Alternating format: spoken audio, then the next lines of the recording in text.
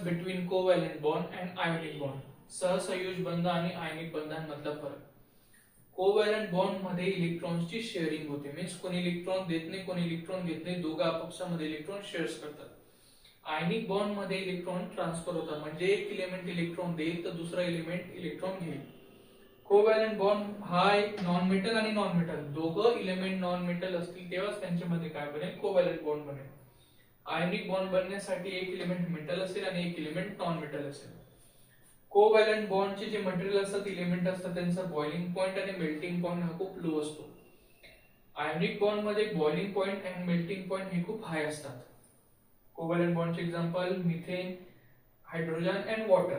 या तिघांची melting as well as boiling point खूप कमी आहे. आणि आयोनिक बॉन्डचं एक्झाम्पल आहे NaCl, सोडियम क्लोराइड आपलं मीठ.